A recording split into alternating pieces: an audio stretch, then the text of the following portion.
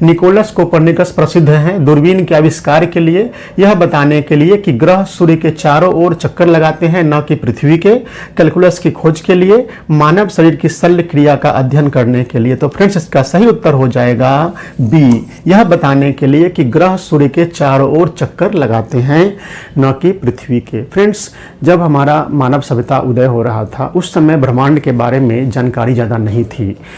उस समय के लोग सिर्फ यही जानते थे कि वो सूर्य को देखते थे और पृथ्वी को देखते थे, और उनके नॉलेज में यह था कि पृथ्वी का चक्कर लगा रहा है सूर्य और अन्य ग्रह।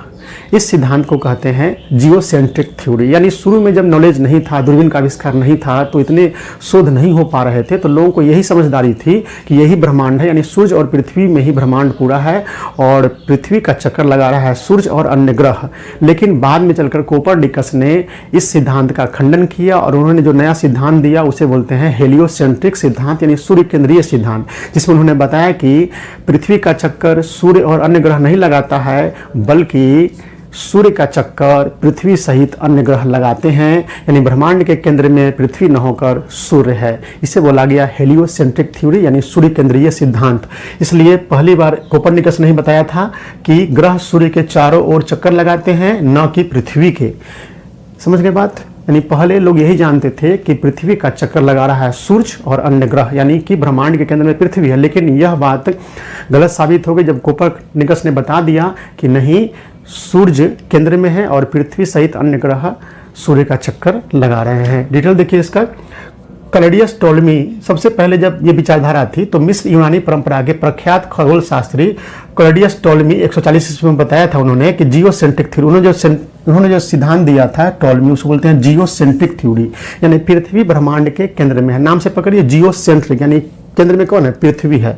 तो जियोसेंट्रिक थ्योरी में कहा गया पृथ्वी ब्रह्मांड के केंद्र में है एवं सूर्य व अन्य ग्रह इसकी परिक्रमा लगाते हैं, और इसका खंडन किया। इतना साल तक यही सिद्धांत चल रहा था। बाद में कोपरनिकस ने पहली बार 1543 ईस्वी में बताया हेलियोसेंट्रिक थ्योरी। उन्होंने जो बताया उस सिद्धांत को बोलते हैं हेलियोसेंट्रिक थ्योरी, जिसमें उन्होंने बताया कि पृथ्वी नहीं बल्कि सूर्य ब्रह्मांड के केंद्र में है और ग्रह सूर्य के चारों ओर चक्कर लगाते हैं, न कि पृथ्वी के।